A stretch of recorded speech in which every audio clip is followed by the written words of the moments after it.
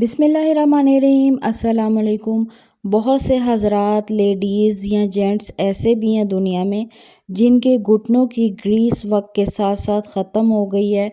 घुटनों में बहुत ज़्यादा दर्द है, सूजन है, या आपने अपनी टेस्ट रिपोर्ट्स करवाई हैं और आपकी रिपोर्ट्स में आया है कि आपकी घुटनों में ग्रीस ख़त्म होगी, आपका ऑपरेशन होगा। तो इसके लिए ऑपरेशन की कोई ज़रूरत नहीं होती। सादा और घरेलू खानों से और रेमेडी से इस मसले को हल किया जाता है। और आज की जो रेमेडी है वो मेरे भाई हकीम साहब की रेमेडी है।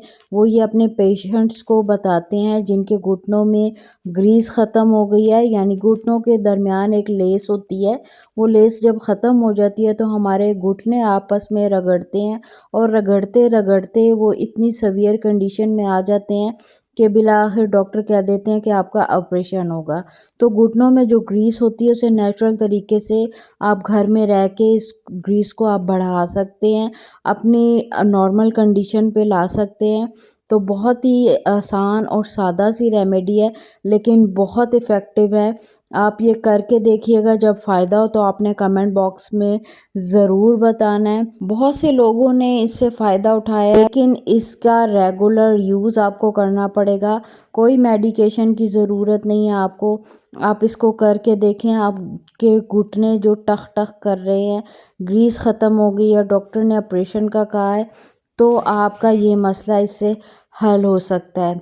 तो इसके लिए आपको चाहिए होती है गुर्दे की चर्बी। और ये जो गुर्दे की चर्बी है ये बड़े गोश्त जिसको कहते हैं गाय का गोश्त, या बड़े का गोश्त जिसको कहते हैं, भैंस का या जो भी हो, बड़े गोश्त की इसकी गुर्दे की चर्बी आपको चाहिए होती है। आप किसी भी कसाई के पास जाएं, उन्हें कहें, जो बड़ा गोश्त सेल करते हैं, उन्हें कहें कि हमें गुर्दे की चर्बी दे दें, तो वो आपको गुर्दे के ऊपर से चर्बी उतार के देंगे और ये वो फ्री ऑफ कॉस्ट ही दे देते हैं।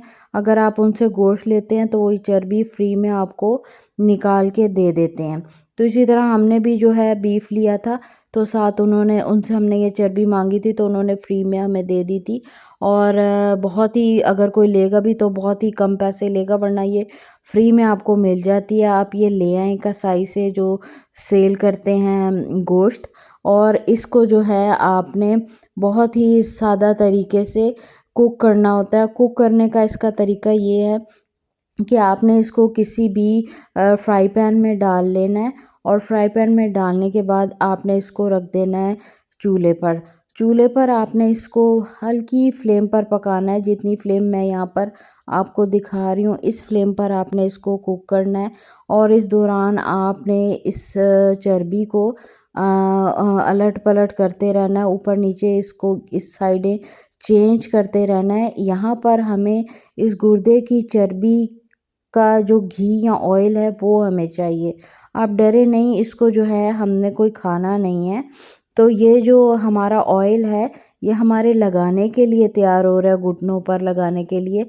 और ये जो चर्बी से निकलता है घी, ये बहुत ही ज़्यादा हमारी घुटनों की तकलीफ़ में और घुटनों की ग्रीस को बढ़ाने के लिए बहुत अच्छा है। तो यहाँ पर इस प्रोसेस के दौरान आपने, जब ये चर्बी आपकी बिल्कुल लो फ्लेम पर इस सूरत में आ जाए कि ये क्रिस्पी हो जाए, तो आपने इसको डिस्कार्ड कर देना है।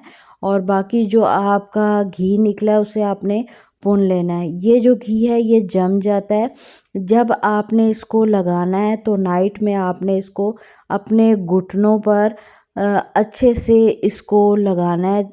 चारों तरफ आपने इसको अच्छे से ग्रीस करना है और उसके बाद आपने उसके ऊपर कोई गरम पट्टी बांधनी है। ये आपने प्रोसेस जो है डेली करना है।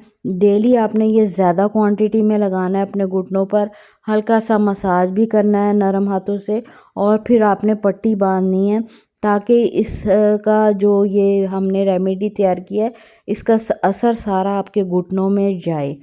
इसके साथ जो है एक खाने वाली चीज़ है जो वो बताते हैं कि आपको लाजमी खानी पड़ेगी, वो है मुर्गी के पंजों की यखनी या मुर्गी के पंजों का सालन। मुर्गी के पंजों की यखनी और सालन आप सर्दी में तो इस्तेमाल कर सकते हैं, लेकिन गर्मी में जो है वो बहुत गर्म होता है।